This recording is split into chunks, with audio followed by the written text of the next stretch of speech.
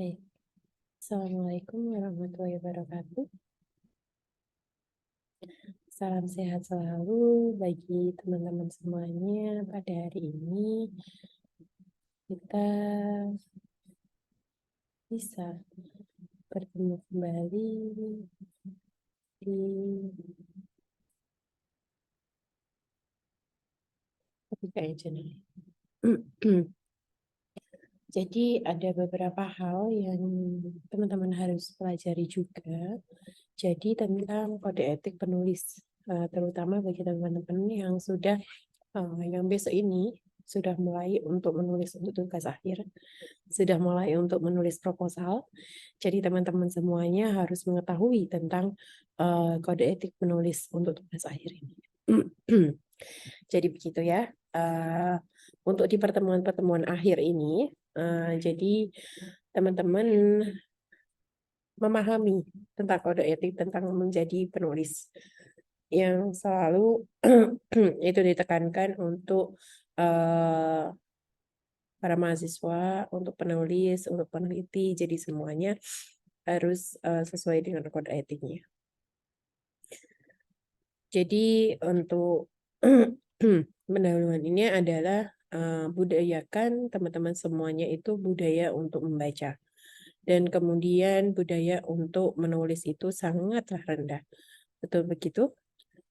Karena beberapa kali itu adalah beberapa hal atau beberapa pertemuan-pertemuan sebelumnya ataupun dengan pertemuan-pertemuan yang lalu yang kemarin teman-teman itu setiap ada yang sudah kami kasih tugas ataupun saya ataupun dosen lain yang ngasih tugas itu hanya dikebut dalam satu malam, bukan untuk membaca. Jadi benar untuk membaca dan menulis ataupun untuk membaca dalam sosial media itu sangatlah tinggi. Tapi kalau untuk budaya membaca dan menulis dalam karya ilmiah ataupun membaca dalam menulis untuk membaca dalam hal untuk buku akademik itu adalah sangatlah rendah. Karena teman-teman semuanya hanya pas waktu disuruh saja baru membaca gitu. Terus kemudian sehingga yang didapatkan adalah penelitian yang kurang berkualitas. Jadi paling enggak itu budaya membaca, menulis, serta mendengar ataupun melihat, itu mendengar sama melihat itu masih dominan dibandingkan dengan membaca dan menulisnya.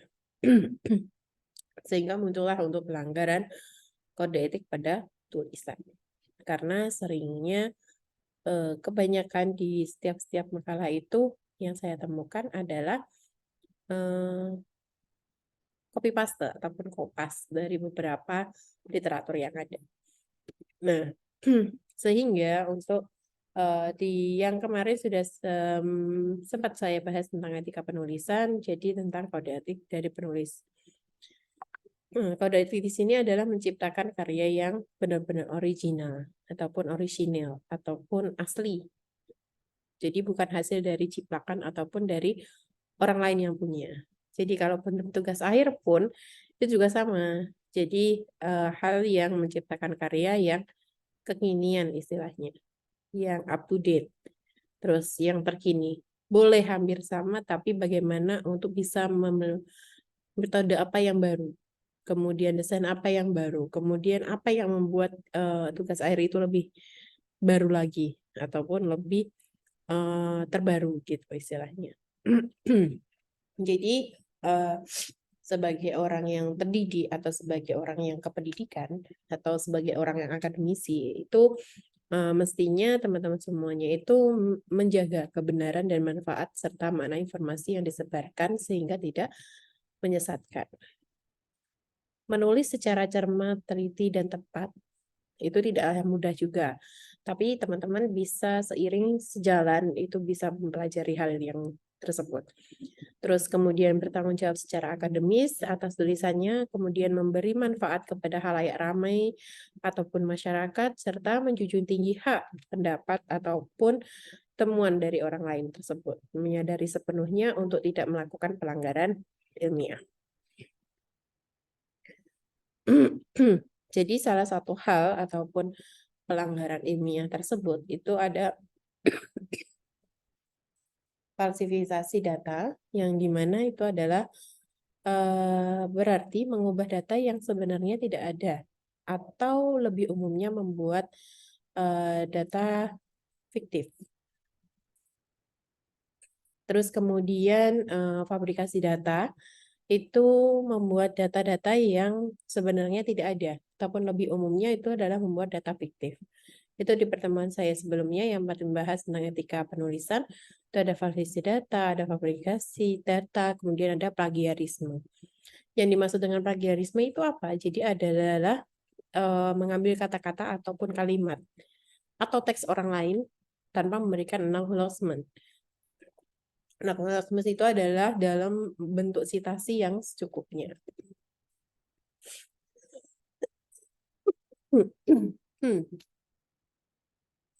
Jadi plagiarisme tidak hanya terbatas pada pencurian gagasan atau hasil karya orang lain di bidang ilmiah saja, namun juga berlaku di bidang lainnya, seperti dunia seni, budaya lainnya, seperti bentuk pun dapat beraneka macam, tidak terbatas hanya pada tulisan. Klasifikasi plagiarisme itu ada beberapa segi. Yang pertama itu adalah segi dari substansinya yang dicuri, kemudian dari segi kesengajaan, ataupun dari segi volume atau proporsi yang ada.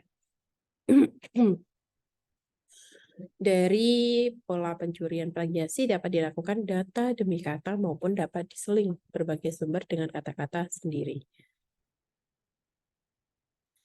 Kemudian yang dimaksud dengan self-plagiarism adalah individu sumber gagasan, ada pula yang dikenal sebagai autoplagiarism. Karya sendiri sudah pernah diterbitkan sebelumnya, maka tatkala kita mengambil gagasan tersebut semestinya dicantumkan dalam rujukan ataupun citasinya. Bila tidak, ini dianggap sebagai autoplagiarism.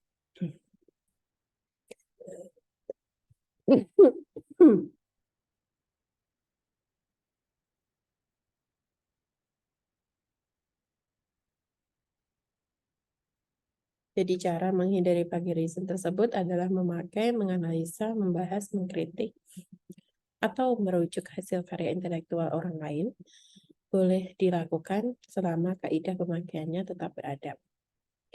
Rakumlah hasil karya orang lain atau melakukan parafrase pada bagian khusus dalam teks dengan cara penguraian menggunakan kata-kata sendiri, dan nyatakanlah sumber gagasan dan masukkan sumber-sumber yang dipakai dalam daftar rujukan.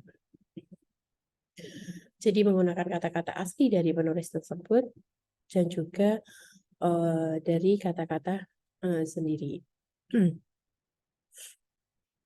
Untuk objek plagiasi itu yang pertama itu adalah ada ide, konsep, kata-kata, kalimat, data, dan juga benda karya lain.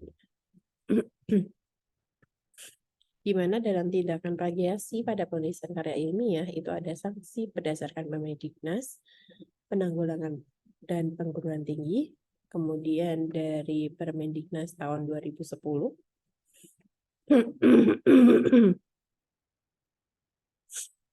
Mencoba memperoleh kredit ataupun nilai dari satu karya ilmiah dengan mengutip sebagian atau seluruh karya itu sebagai tanpa menyatakan sumber secara tepat dan memadai.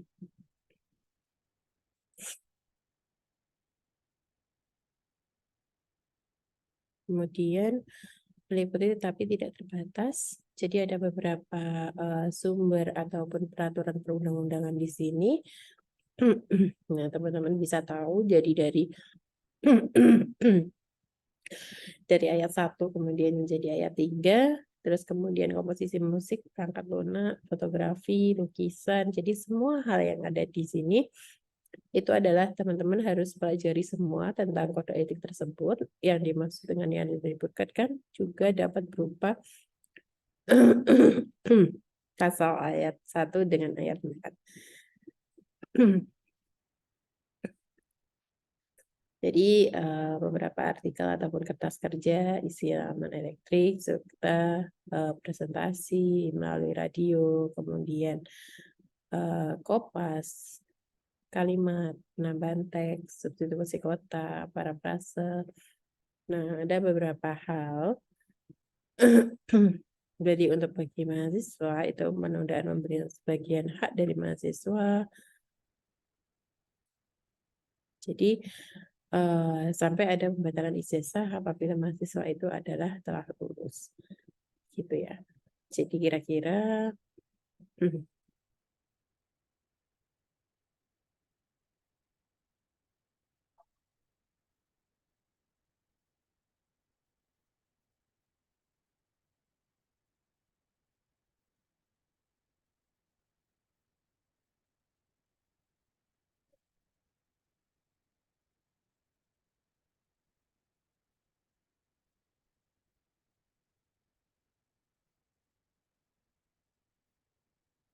mencantumkan ucapan terima kasih kepada pihak yang berhak, menggunakan bahasa yang baik, menulis semua sumber acuan dari daftar pustaka, dan menulis acuannya diterima.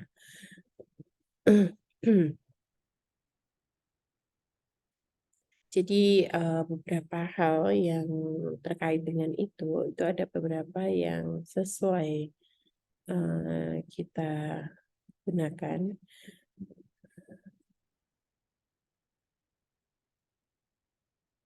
Jadi teman-teman semuanya harus menulis tentang kode etik yang sesuai dengan peraturan perundang-undangan yang sudah saya set tadi. Gitu ya kira-kira untuk hari ini. Wassalamualaikum warahmatullahi wabarakatuh.